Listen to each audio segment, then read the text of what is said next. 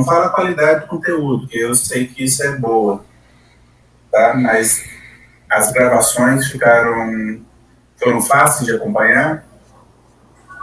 Professor, no meu as gravações foram boas, só os áudios que estavam um pouco atrasados em relação à imagem. Que às vezes ele falava, mas não saiu o áudio. Aí depois que o áudio saiu, entendeu? Entendi. Esse pode ser um problema do programa que eles usam lá, das TDICs, que é o INB usa, que é o... esqueci o nome. Um programa da Microsoft. Já me reclamaram disso mesmo. Mas chega ao ponto de tornar inviável, ou apenas com um pouquinho de paciência dá para acompanhar? Pra mim não, pra mim é boa porque dá pra acompanhar tranquilo, tá? A anotação dele é ótima, né? Perfeito. Bom, então, olha só, hoje, para nossa avaliação, a gente vai fazer um conjunto de aulas de exercícios, né? Então, hoje eu queria começar com as dúvidas do capítulo 5, depois a gente vai para as dúvidas do capítulo 2, depois para as dúvidas do capítulo 3, tá? E essas dúvidas não necessariamente precisam ser resolução de exercício, pode ser de teoria, até de alguma coisa que talvez não tenha ficado claro na explicação do Daniel, eu posso tentar explicar de uma outra forma, tá? Mas então, só para a gente poder entrar no clima, né, eu queria fazer uma breve recapitulação aqui do que eu julgo ser bem importante do capítulo 5. Pode ser? Pois bem, então, no capítulo 5, um dos temas abordados é relacionado à dilatação térmica, tá? Então, a dilatação térmica, no caso de sólidos, ela pode ocorrer em uma dimensão, em duas dimensões ou em três dimensões. Vou abordar aqui em uma dimensão só para a gente analisar algumas coisas e depois a gente generaliza, tá?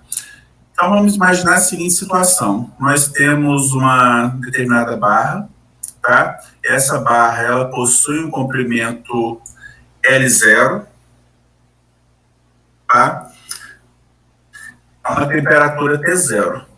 E aí, quando você pega e aumenta a temperatura, ou seja, você fornece calor para o sistema, então essa barra ela vai dilatar de uma certa quantidade.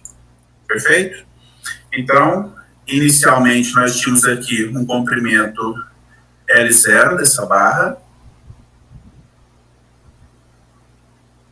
mas como aumenta a temperatura, então ela aumentou de uma quantidade que a gente chamou de ΔL, certo? Então, fazendo a analogia aqui, nós temos uma temperatura T0 associada a um comprimento L0 e nós temos a temperatura final associada a um comprimento final. Só que aí, naturalmente, é muito fácil de percebermos que esse comprimento final naturalmente será a soma do comprimento inicial, né, é o comprimento L0, somado do quanto que ela dilatou. Ótimo. Acontece que, empiricamente, nós sabemos, aliás, do experimento, ou seja, empiricamente, nós sabemos que essa variação de comprimento, ela é maior quanto maior for o comprimento inicial da barra. Ou seja, quem for o comprimento inicial da barra, maior será a dilatação. Então, a dilatação é proporcional ao L0. Experimentalmente também verifica-se que essa dilatação ela é proporcional à variação de temperatura. Perfeito, estou passando rápido aqui porque é algo que vocês já viram. Então, pelas regras de proporcionalidade, se o ΔL é proporcional ao L0 e ele é proporcional também a ΔT, então o ΔL ele vai ser proporcional ao produto L0 por ΔT. Tá? Eu estou falando aqui, apontando com o cursor, mas o cursor parece que não aparece para vocês, da caneta. Se não estiver entendendo alguma coisa, é só falar, tá? Então, o L0, ele é proporcional ao... O ΔL é proporcional ao L0 e ao ΔT. Perfeito. Só que aí vocês se lembram também, já desde tempos remotos, que para transformar uma proporção em uma equação, a gente precisa incluir uma constante de proporcionalidade. E essa constante de proporcionalidade é o que a gente chama de coeficiente de dilatação térmica.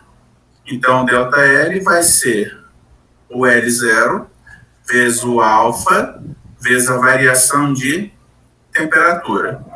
Não confundam esse símbolo aqui de proporcionalidade, que está aqui em cima, com esse daqui que é o alfa, tá? Perfeito. Nossa, mas está parecendo aula de ensino médio. E é isso mesmo. Só que daqui a pouco a gente vai tentar dar uma diferenciada do que é o ensino médio, tá? Então, acontece quando eu pego esse ΔL e jogo aqui, tá? E aí eu coloco o L0 em evidência, então a gente obtém que o comprimento final, ele é dado por...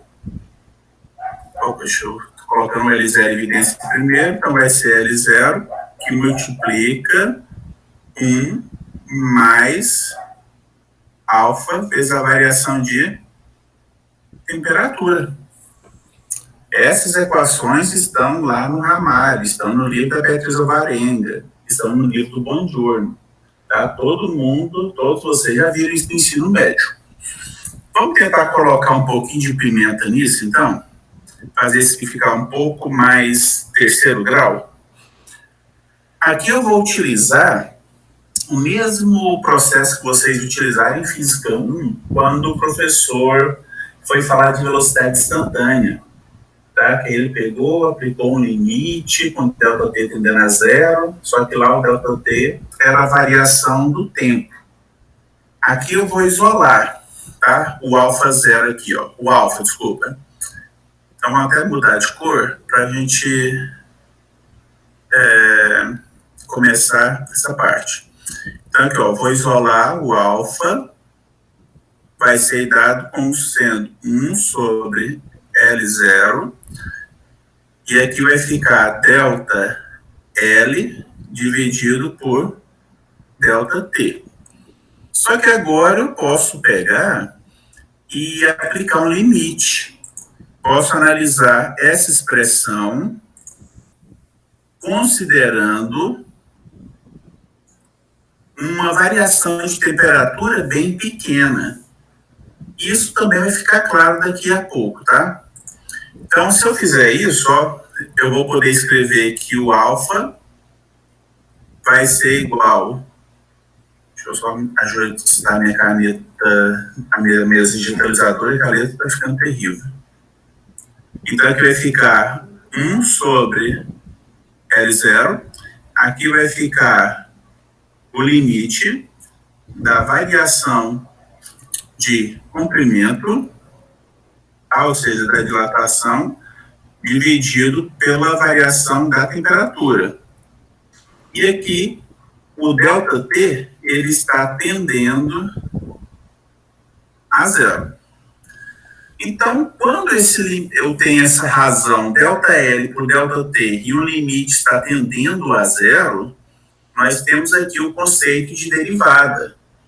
Então, o que a gente obtém aqui é que o coeficiente de dilatação, alfa, eu vou tirar esse índice zero daqui, tá? Vou deixar só 1 sobre L, vocês vão entender o porquê daqui a pouco. Então, vai ficar 1 sobre L, a derivada de L com relação à temperatura. Perfeito. Então, isso daqui é o que nós chegamos numa equação diferencial de primeira ordem do tipo variável separável, tá? Essa daqui é a forma mais simples de se representar uma equação diferencial. É a equação diferencial mais simples que vocês têm para resolver, tá? Como eu falei agora há pouco, é a equação diferencial variável separável. O que isso significa? Que eu vou poder isolar toda a variável L de um lado e a variável T do outro lado. Fazendo isso, eu vou trazer o dt para cá multiplicando. Então, a gente vai ficar com o seguinte, vai ficar assim, ó. Vai ficar dl com a relação dividido por L, que vai ser igual a alfa vezes dt. Então, a equação não mudou, eu só separei. Deixei tudo que é comprimento de um lado, tudo que é temperatura do outro. Tudo bem? E agora, para a gente poder resolver essa equação diferencial, agora basta eu integrar dos dois lados. Então, eu vou integrar do lado de cá e vou integrar do lado de cá. Por que eu tirei o L0 daqui? Porque eu posso colocar ele aqui no limite, ó. Então, eu posso colocar aqui variando de um comprimento inicial até um comprimento final. E esse outro lado aqui vai ficar da temperatura inicial até uma temperatura final. Pronto. Por enquanto é só isso. Agora, do lado de cá, eu não vou mexer por enquanto. Eu vou resolver só do lado de cá. E aí é uma integral que vocês já conhecem muito bem, que é a integral de 1 sobre L dl, que vocês lembram do cálculo 1, vai dar o ln de L. Só que, aplicando o teorema fundamental do cálculo, isso aqui vai de um L0 até um L final. E do lado de cá, eu comentei com vocês que eu não vou mexer por enquanto. Então, a integral de dt variando de t0 até a t final. Agora aqui, só para a gente ganhar um pouquinho de tempo, me ajudem. Pelo teorema fundamental do cálculo, eu vou aplicar o limite superior aqui. Então, vai ficar o ln de comprimento final, menos aplicando esse limite aqui. Vamos fazer. A gente não vai perder tanto tempo isso não, né? Então, vai ficar aqui, do lado de cá, o ln do comprimento final, menos o ln do comprimento inicial. E do lado de cá, mantém a integral de t0 até t final de 1 alfa dt. Só que agora a gente pode usar a propriedade de logaritmo, tá? Que o logaritmo da diferença vai ser o logaritmo do quociente. Então, ln de LF menos ln de L0 vai dar o resultado ln de LF dividido por L0. E isso tudo vai ser, só repito aqui, a integral de t0 até t final de 1 alfa vezes a integração sendo feita na temperatura. Eu quero obter uma expressão do comprimento final, porque eu quero comparar com essa expressão aqui, ó. Tá? Eu quero comparar com LF. Então, se eu quero fazer isso, eu uso a propriedade do logaritmo. O logaritmo, nesse caso aqui, é o logaritmo neperiano. Então, a base é E. Então, se eu aplicar a propriedade do logaritmo, aqui vai ficar que o comprimento final dividido pelo comprimento inicial vai ser igual ao número de Euler, a exponencial de alfa. Eu vou colocar um pouco mais embaixo, tá? Para não ficar sobrecarregado, não ficar misturando ali. Então, aqui, vamos lá. Aqui vai ficar o ln do comprimento final. Opa. Já vou aplicar o logaritmo, né? Aqui vai ficar o comprimento final dividido pelo comprimento inicial isso vai ser igual a exponencial da integral de t0 até t final de 1 alfa integração em t. Então, como eu quero achar uma expressão para o comprimento final, basta eu passar o comprimento inicial multiplicando. E aqui vai ficar que o ln não. O comprimento final vai ser igual ao comprimento inicial vezes a exponencial da integral de alfa dt variando de t0 até t final. Puxa, que expressão bonita, né? Isso aqui é uma expressão que você pode colocar na parede do quarto para poder ficar lembrando. Porque, afinal de contas, veja só, a exponencial da integral, isso aqui é muito chique, tá? Mas o que importa é o seguinte, Abe, mas agora há pouco você relembrou com a gente que a expressão do comprimento final por uma dilatação em uma dimensão é dada por essa expressão. Aí, do nada, você falou que vamos mudar para o terceiro grau, obter uma equação diferencial de primeira ordem, resolver essa equação diferencial, mas você chegou em algo diferente do que a gente tinha visto. Eu concordo que sim. Mas o que importa é que essa expressão aqui, ela tem que ser mais geral do que essa.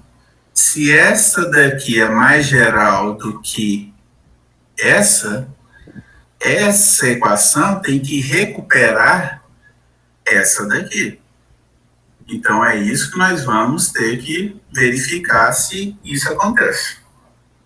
Tudo bem? Só que aqui nós vamos ter que considerar duas situações, tá?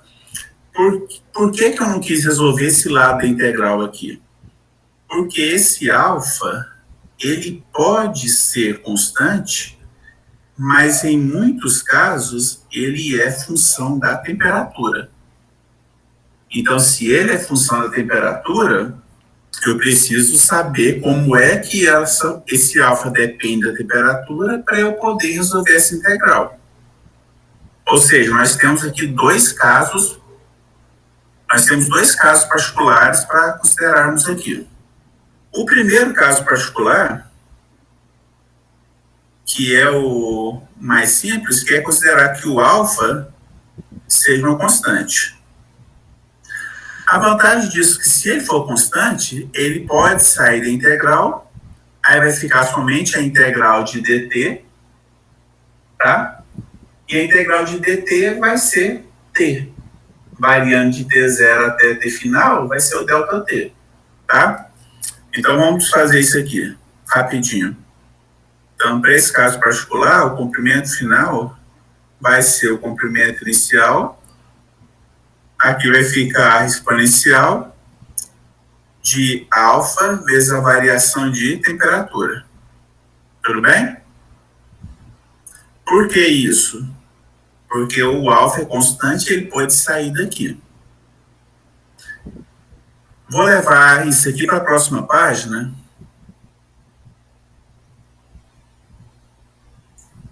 Tá? E a gente pega e continua aqui na próxima página. Então, vou colocar aqui. E vou subir aqui um pouquinho. Perfeito. E vou escrever aqui do lado a equação que a gente quer mostrar que isso aqui recupera como caso particular. Que é aquela que nós tínhamos colocado lá no comecinho. Tá? Então, vou colocar ela aqui com uma cor de destaque para que vocês possam lembrar dela. Que é o comprimento final igual ao comprimento inicial, que multiplica 1 mais alfa vezes a variação de temperatura. Bom, aqui nós temos a função exponencial, tá? Quando nós temos uma função exponencial, deixa eu colocar a cor aqui de novo. Quando nós temos uma função exponencial, na verdade qualquer função, a gente pode fazer uma expansão em série de Taylor. Tá? Sempre que esse x for muito pequeno, for menor do que 1, então eu posso expandir uma função em série de Taylor. E a função exponencial, ela fica assim, ó, 1 mais x sobre 1 fatorial mais x ao quadrado sobre 2 fatorial mais x ao cubo sobre 3 fatorial e assim vai indo. Aí nós temos que analisar nesse nosso caso aqui, ó. O alfa, ele é algo muito pequeno. Que vocês se lembram lá do ensino médio, a ordem de grandeza do alfa, ele é da ordem de 10 a menos 6 graus Celsius a menos 1. E a variação de temperatura, para que multiplicado por 10 a menos 6 desse um número grande, teria que ser uma variação muito grande, tá? Ou seja, esse número aqui é realmente pequeno. Alfa delta T é um número pequeno. Então, eu vou pegar e vou expandir esse termo aqui, ó, notem quem que é o nosso x? É o alfa vezes delta T. Então, aqui vai ficar comprimento final. Aqui vai ficar o comprimento inicial, só coloquei ele em evidência. E aqui eu vou pegar, o primeiro termo é 1, mais o segundo termo é x. Só que o x, no nosso caso, é alfa delta T. Então, aqui vai ficar alfa delta T, mais o próximo termo aqui vai ficar alfa delta T ao quadrado dividido por 2 fatorial, mais continuaria. Agora vejam só, se o alfa é da ordem de 10 a menos 6, o alfa ao quadrado é da ordem de 10 a menos 12. Então quer dizer que esse termo que está aqui, ele pode ser realmente desconsiderado, porque ele tende a zero. O termo de potência cúbica, então, vai ser da ordem de 10 a menos 18. Então, os termos de ordem superior podem ser desprezados. Então, a gente pega e consegue chegar realmente na expressão lá do ensino médio. 1 mais alfa vezes a variação de temperatura. Nossa, Ibe, mas uma trabalheira dessa, só para mostrar que o resultado que você encontrou já é bem descrito com a equação que eu já sabia lá do ensino médio, mas compensa. Aí eu vou falar, ó, realmente eu preciso dar mais um argumento para você para poder mostrar que compensa. Por quê? Para chegar a esse resultado que nós obtivemos aqui, qual foi a consideração que nós fizemos para o alfa? É de que o alfa seria constante. Mas agora nós temos que levar em conta uma opção, uma possibilidade de que o alfa não seja constante. Certo? E aí sim, esse resultado todo aqui, ele pode mudar. Então, vamos voltar para aquela expressão que nós tínhamos, tá? Eu vou até copiar ela aqui, vou colocar aqui como um segundo caso, e nós tínhamos, era comprimento final igual comprimento inicial exponencial da integral do alfa, agora eu vou colocar ele aqui como uma função de t, variando de t0 até um t final. Certo? Até aqui, alguma dúvida, algum comentário que vocês queiram fazer, gente? Professor, eu tô entendendo tudo. Eu só queria que o senhor disponibilizasse esse slidezinho na sala. Poderia fazer isso? Eu posso gerar o PDF e compartilho com vocês. Eu ia gostar, porque tá ruim para anotar aqui, que eu acho melhor prestar atenção, depois eu anoto. Bom que eu me lembro. Me lembre no final para eu já gerar o PDF e encaminhar para a turma. Tá ok, obrigado. Perfeito? Bom, agora olha só. Então nós estamos fazendo agora a segunda opção, que é o alfa diferente de uma constante.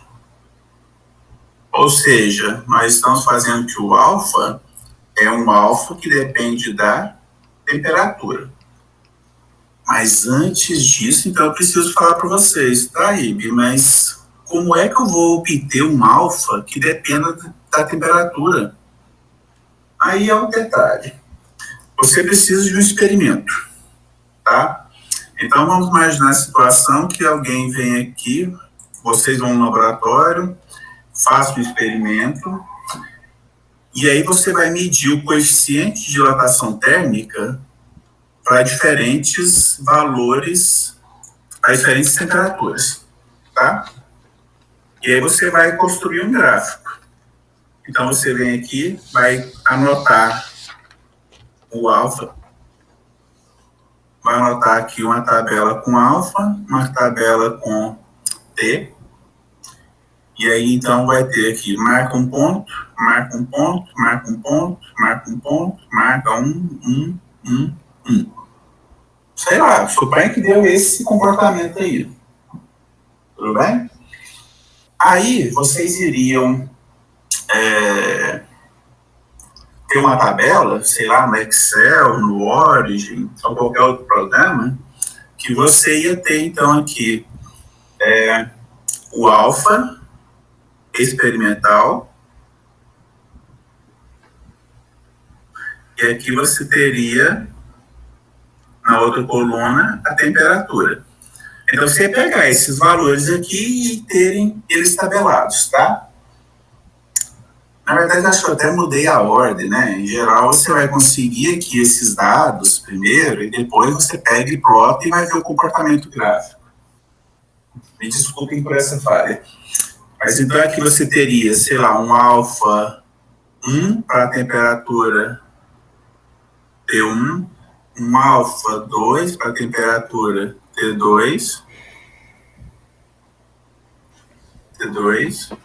até chegar em um alfa N a uma temperatura Tn. Bom, você teria esse conjunto de dados aí. Aí você iria ter que imaginar qual é o comportamento gráfico disso. Sei lá, você poderia pensar, isso aqui tem um formato de uma equação cúbica, a equação quadrática. Quadrática não é, porque não é a parábola. Mas será que é a equação cúbica, quártica, quíntica? Não sei. Quando você não sabe qual que é a cara da função, a melhor forma de você obter é fazendo uma série de potências e ir determinando qual a melhor potência que se ajusta à função. No geral, então nós iríamos considerar aqui, ó, que propor uma função teórica, um alfa teórico, e iríamos colocar aqui que eles seriam 1 a 0 mais 1 a 1 vezes a temperatura, mais 1 a 2 vezes a temperatura ao quadrado, mais 1 a 3 vezes a temperatura ao cubo. E eu imagino que esse formato aqui vai ser descrito por uma função dessa. Aí o que vocês iriam fazer? Vocês iriam plotar esse gráfico no Origin, vocês iriam entrar com essa função no ajuste do Origin e pedir que o Origin encontrasse quem são A0, A1, A2 e A3, que fazem com que essa função teórica passe da melhor maneira possível sobre esses pontos. Tá? Então você iria encontrar quem são esses parâmetros A0, A1, A2 e A3. Se você não quiser usar o Origin, porque vocês são programadores, conhecem algum, sabem fazer um programa de mínimos quadrados, você iria ter que definir aqui uma função Q quadrado. Tá? Lá da estatística, o Q quadrado seria 1 sobre o número total de pontos que você tem, 1, 2, 3, 4, 5, 6, 7, 8, assim vai. E aqui vai ficar o somatório de I igual a 1 até o número de pontos. Aqui ia ficar o alfa experimental menos o alfa teórico, tudo isso aqui ao quadrado. O que o ORG faz? É determinar quem que são A0, A1, A2, A3, que leva ao mínimo dessa função. Tá? E o mínimo dessa função, a gente sabe que não pode passar de zero. Porque se for zero, significa que o valor teórico e experimental são idênticos. E isso a gente sabe que não vai acontecer. Tá? Então, você teria que encontrar quem são os conjuntos dos parâmetros As que levassem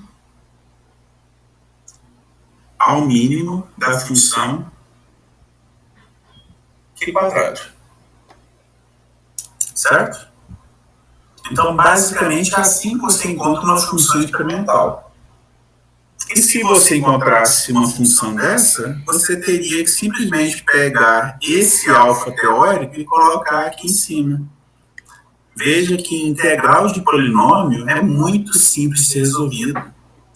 Então, você consegue obter quem é o comprimento final de forma também muito simples, se você conhecer quem é o alfa experimental. Tá, só uma coisa que preciso enfatizar. Quando vocês escolherem os parâmetros As que minimizam o Q quadrado, uma grande vantagem disso é que você tem um conjunto de pontos que é discreto. Mas quando eu encontro... Opa, tá falhando aqui, gente.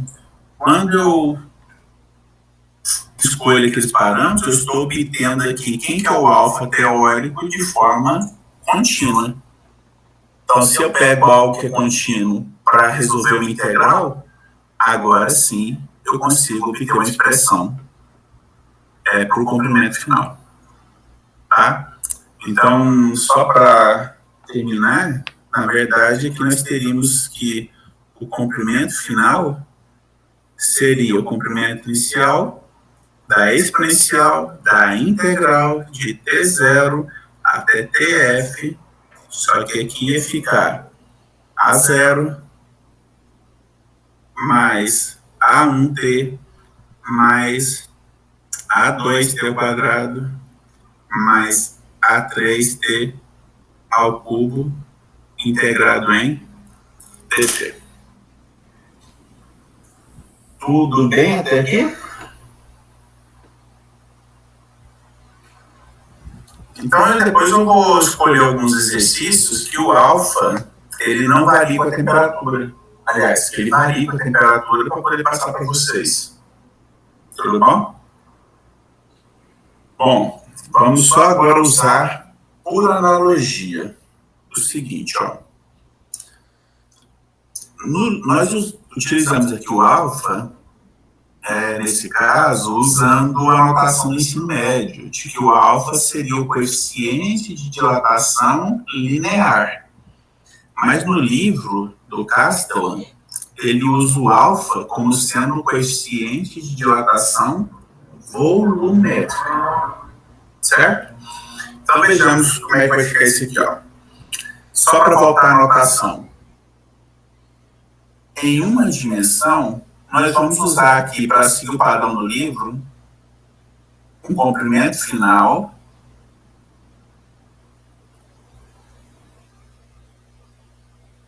eu vou escrever assim, ó, que o coeficiente de dilatação A vai ser 1 sobre L dl dt, Para 2 dimensões, nós vamos chamar isso aqui de B, que vai ser 1 sobre A, dA, dt. E agora sim, usar o alfa para 3 dimensões. Tá? Vou colocar ele aqui mais embaixo. Então, para 3 dimensões, o alfa, que é 1 sobre o volume, derivada do volume com relação à temperatura. Certo? Só que aí eu deixei um exercício para vocês fazerem, que era mostrar que o coeficiente de dilatação volumétrica é 3 vezes o coeficiente de dilatação linear. Deixa eu pegar o número do exercício aqui. Acho que é o 5.2. É isso mesmo, 5.2. Mesmo? Ótimo.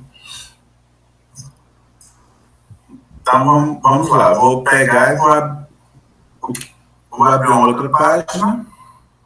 Ctrl N. E vamos fazer isso então. Todo mundo, mas sem exceção, considerou a resolução desse exercício pegando um caso particular de um sólido em 3 dimensões. Não tem problema. Vamos até escolher um sólido aqui para a gente fazer em 3 dimensões. Mas depois eu vou fazer de uma forma geral para vocês, para mostrar que isso sempre é verdadeiro. Desde que a dilatação seja isotrópica. Ou seja, ela ocorre da mesma maneira em todas as direções.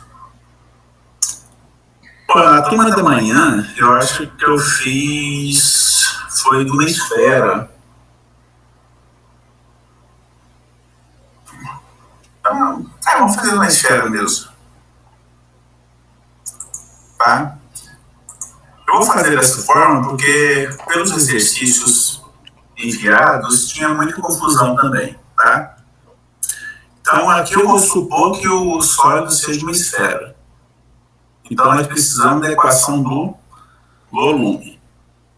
O volume da esfera é 4/3 de π R ao cubo. Perfeito. Só que nós sabemos que o volume, ele é uma função da temperatura. Mas ele é função da temperatura porque o raio é função da temperatura. Tá? Então, eu posso trabalhar com a dilatação volumétrica, lembrando que o coeficiente alfa é 1 sobre o volume, derivada do volume com relação a T. Só que eu vou ter que fazer uma derivada implícita aqui, ó. Na verdade, uma regra da cadeia, que a derivada do volume com relação à temperatura vai ser derivada do termo de fora, vai cair um 3 multiplicando. Deixa eu colocar aqui, isso aqui um pouco mais embaixo, para ficar um pouco mais organizado. Aqui, ó, dV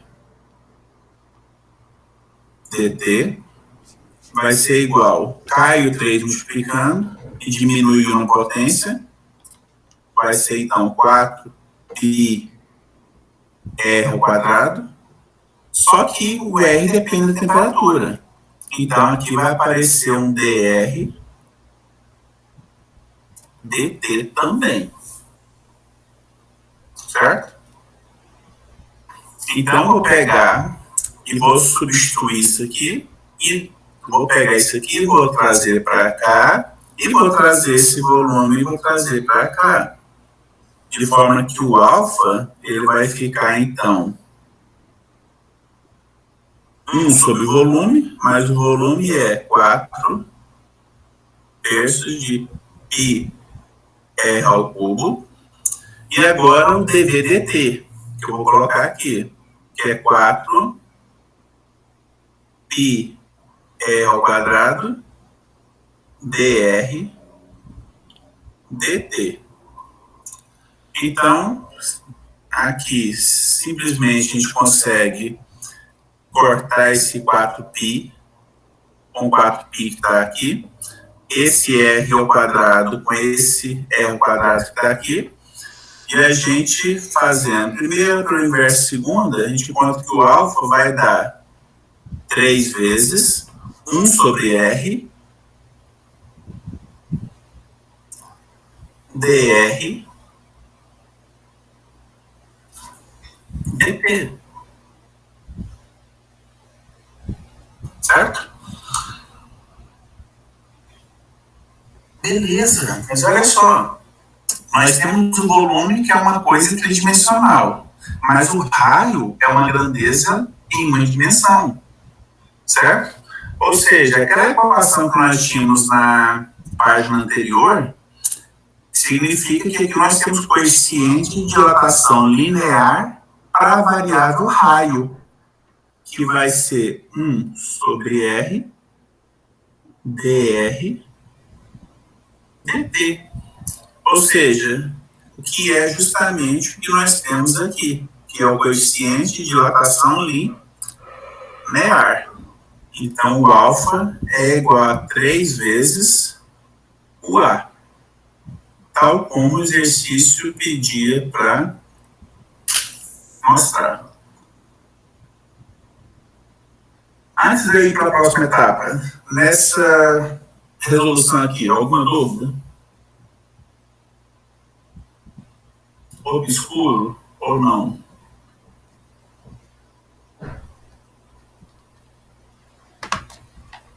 Agora tá tranquilo, professor.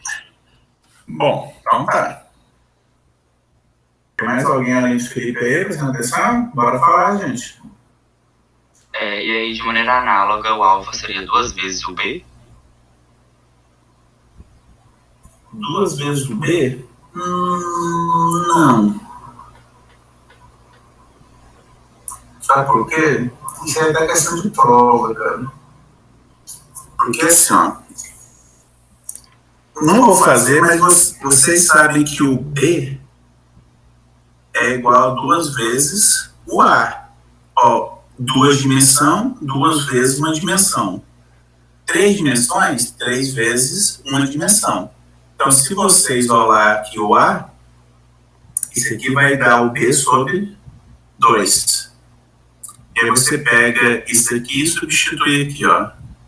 Então, o alfa iria dar 3 meios de quê? Do B. Entendi. Obrigado. Beleza, Leonardo. Agora, no semestre anterior, eu sempre fico brincando que vocês podem brincar em casa de inventar questão de prova. O Abe falou para a gente fazer volume de esfera, falou para fazer volumes de cubo, mas vai que na hora ele pede para a gente calcular, mostrar que o alfa é igual a 3 vezes o A, usando como exemplo uma pirâmide de base quadrada.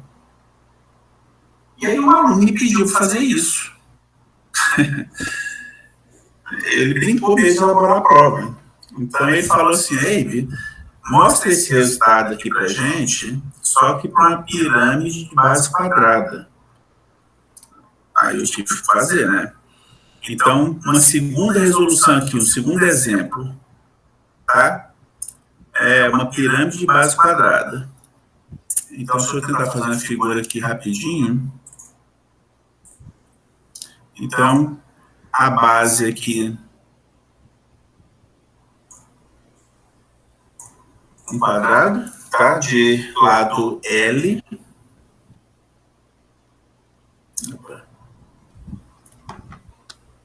Lado L, lado L.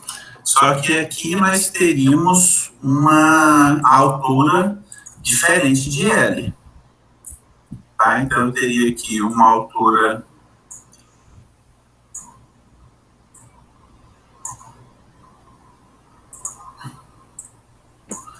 A figura está horrível. Só que a mão livre ia ficar pior um pouco. Vamos fazer aqui. Altura H.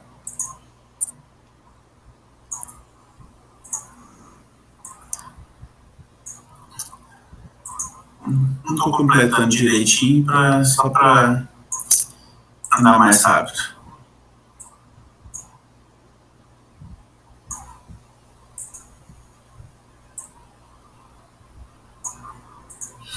Certo? Então, nesse caso aqui, nós teríamos uma altura H. A lógica de começar a resolver isso é a mesma. Nós precisamos de uma equação do volume. Como é que a gente calcula o volume de uma pirâmide de base quadrada? Quem me ajuda aí? A área da base é dividido por 3. Isso. Macetezinho no ensino médio. É sempre a área da base vezes a altura. Se tem ponto, divide por 3. Então, a área da base é L ao quadrado. Vezes a altura, que é H. E, como tem ponta, divide por 3. O detalhe agora é que nós temos que o volume depende agora não só de uma variável, porque aqui o volume dependia do raio R. Agora ele depende do lado e depende da altura. O lado depende da temperatura. E a altura também depende da temperatura. Então, como consequência, o volume também depende. Então, eu achei por bem fazer esse exemplo com vocês, porque a gente já começa a treinar diferencial de várias variáveis.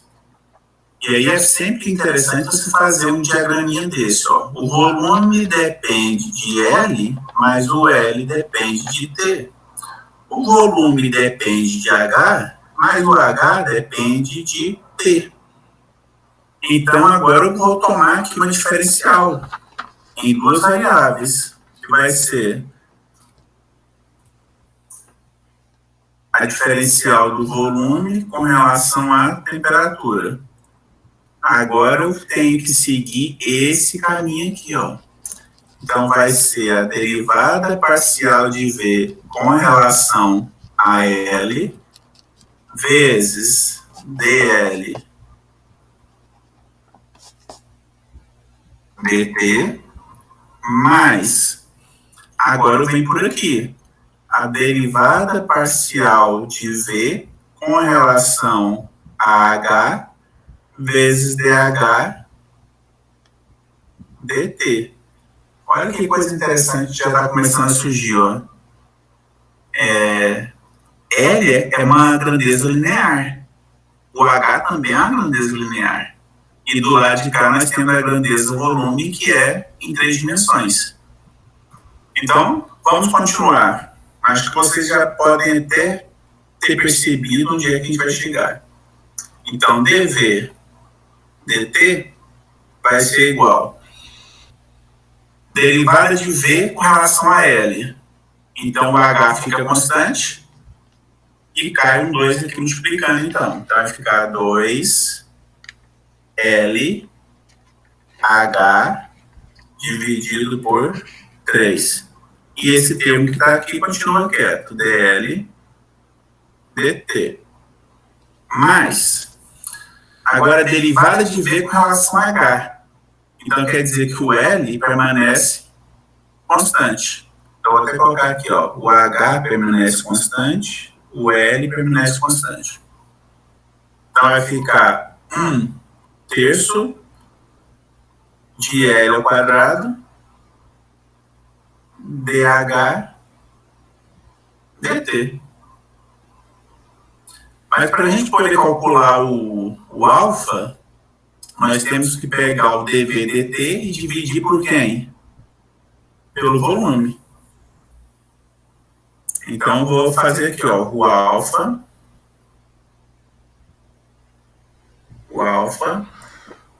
é 1 sobre V, dV dt. Então, vou pegar essa expressão que já está aqui e vou dividir pelo volume, que é dado por essa expressão que está aqui em cima. Ó. Então vai ficar 2LH sobre 3, tudo isso dividido por... Nossa senhora, dá trabalho de escrever isso aqui, hein? Podemos fazer de cabeça isso aqui? Eu como... Aparece, ó. Eu vou pegar isso que está aqui e dividir por isso. Então, veja que o 3 com 3 já vai cancelar, o H com H também vai cancelar, e um L vai cancelar com somente um L que vai ficar embaixo. Ou seja, acompanhe e veja se for claro que isso aqui vai ficar 2 vezes 1 sobre L, dl, dt. Mas, da mesma forma, eu vou pegar esse termo que está aqui e vou dividir por esse. Quando eu dividir, o 3 com o 3 cancela, o L ao quadrado com L ao quadrado cancela, aí vai surgir 1 sobre H lá embaixo. De forma que vai ficar, então, 1 sobre H, dH, dt. Olha só.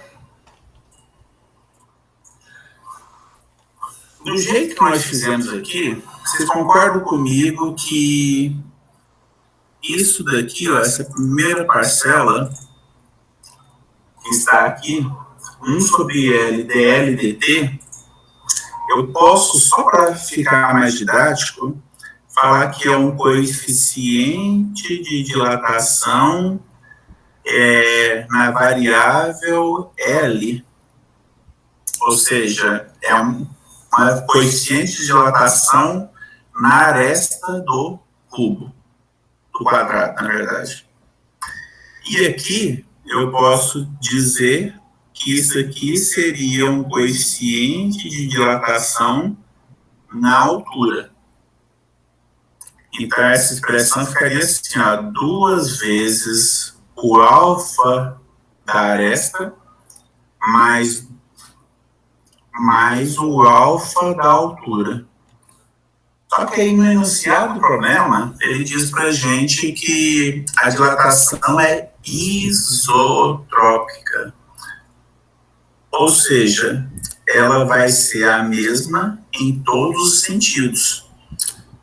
Ou seja, o alfa na aresta vai ser do mesmo valor que o alfa da altura, que eu vou chamar apenas de um alfa. Ou seja, dessa forma, a gente encontra que o alfa... Aliás, eu misturei alfa aqui, né? Vamos fazer assim, ó. Isso aqui é um AL, tá? Um AL, um AN. Desculpe pela bagunça. Então, o alfa vai ser 3 vezes o coeficiente de dilatação linear. Ou seja, independente do sólido que você escolheu, esse resultado tem que ser mantido, desde que a dilatação seja isotrópica.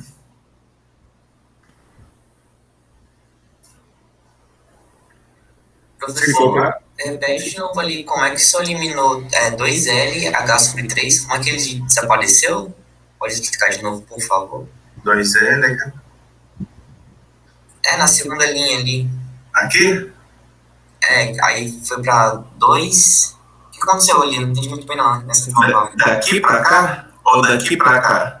Não, da segunda para baixo. Da segunda para baixo. Aqui, ó, esse aqui é o dV/dt, certo? Para achar o alfa, eu preciso dividir esse resultado pelo volume. Então, o que eu fiz foi aqui, um rascunho aqui, ó, eu peguei esse resultado que está aqui, 2LH dividido por 3, eu dividi pelo volume, que é L ao quadrado H dividido por 3.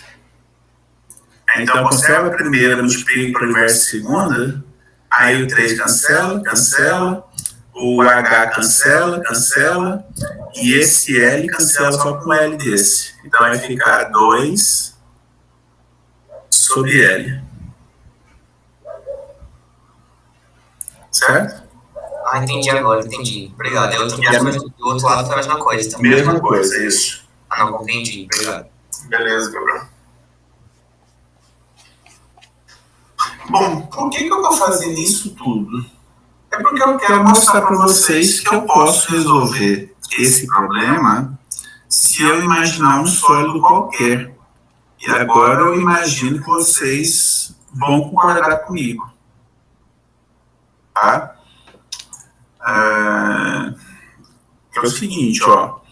Eu vou falar que o volume ele seja função de um Lx que depende da temperatura, um Ly que depende da temperatura e um Lz que depende da temperatura.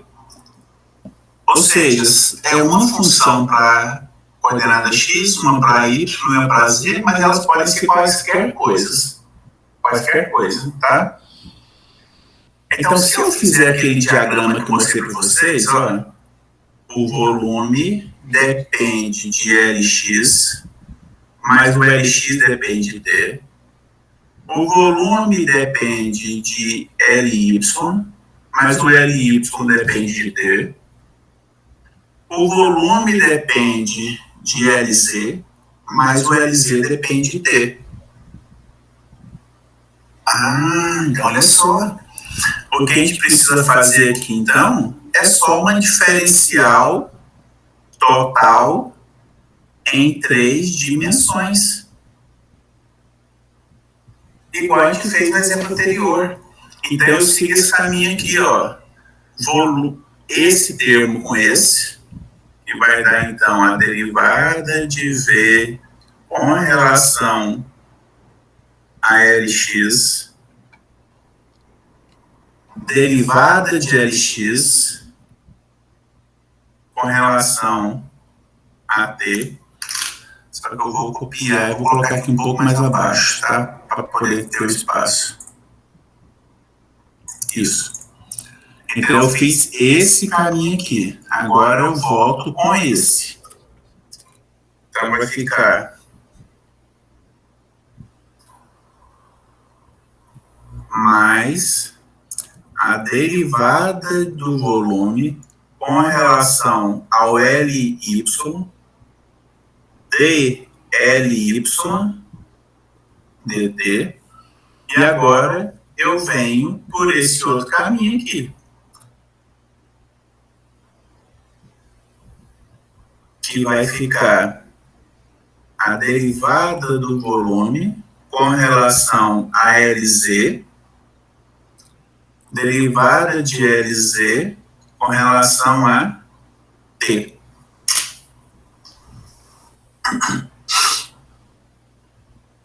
Eu sei que você deve estar falando, nossa, mas está parecendo uma aula de matemática. Sim. E a gente vai precisar muito disso para os capítulos seguintes. Tá? Então, por isso que eu já quero começar a usar isso desde o começo, para quando chegar no capítulo 7, isso aqui ser muito natural para vocês.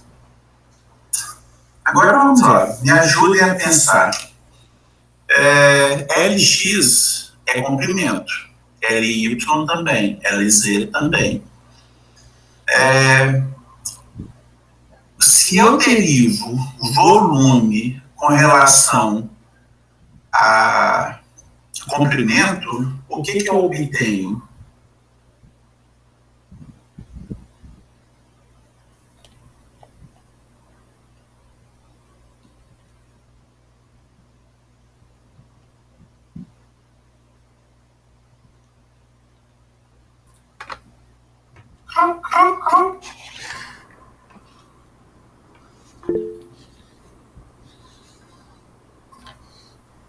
Você está me perguntando ou você está filmando, Leonardo? Que área?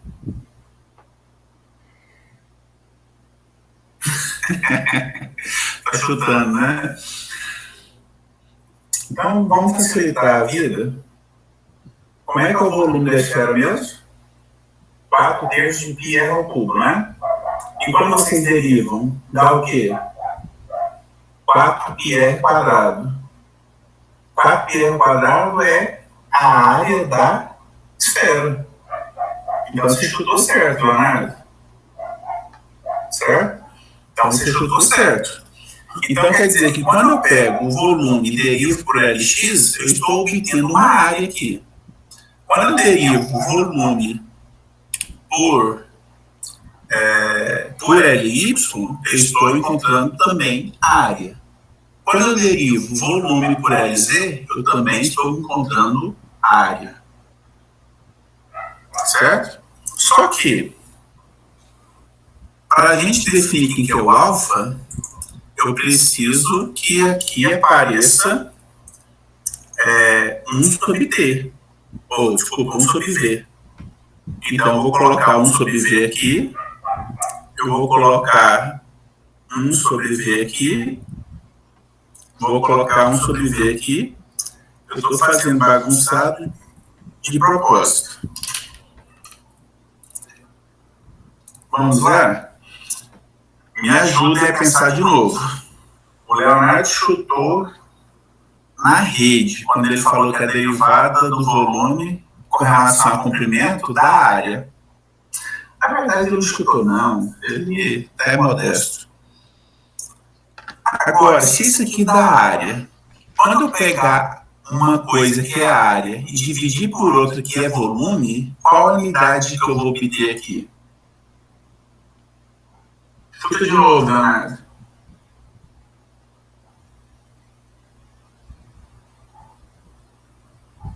O comprimento, eu acho. Você tá... foi o Gabriel que falou? Isso mesmo. Ou seja, se eu tiver aqui, ó, algo que seja área dividido por algo que seja volume, eu vou encontrar algo que é 1 sobre comprimento. Certo? Na verdade, quase, né? Então quer dizer que isso tudo aqui tem inverso de 1 com comprimento. Isso tudo aqui também tem inverso de comprimento. Isso tudo aqui, incluindo o volume, também tem inverso de comprimento. Mas do lado de cá, nós encontramos que aqui nós temos o coeficiente de dilatação volumétrica alfa. 1 sobre comprimento, derivado de comprimento com relação à temperatura, isso aqui é um coeficiente de dilatação na direção de x. 1 sobre comprimento, derivado do comprimento em y com relação à temperatura, isso aqui é um coeficiente de dilatação em y. 1 sobre comprimento, derivado de comprimento com relação à temperatura, isso aqui é um coeficiente de dilatação em z. Mas no exercício anterior, no enunciado do exercício, falou que a dilatação é isotrópica.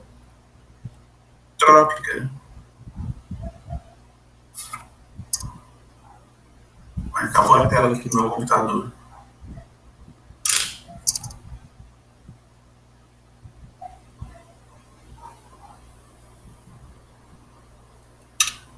Vocês estão vendo a tela ainda?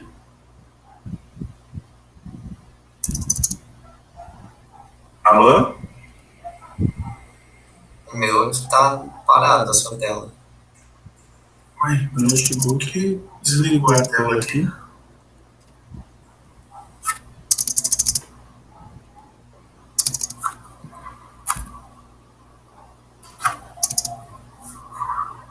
Só um minutinho, tentar...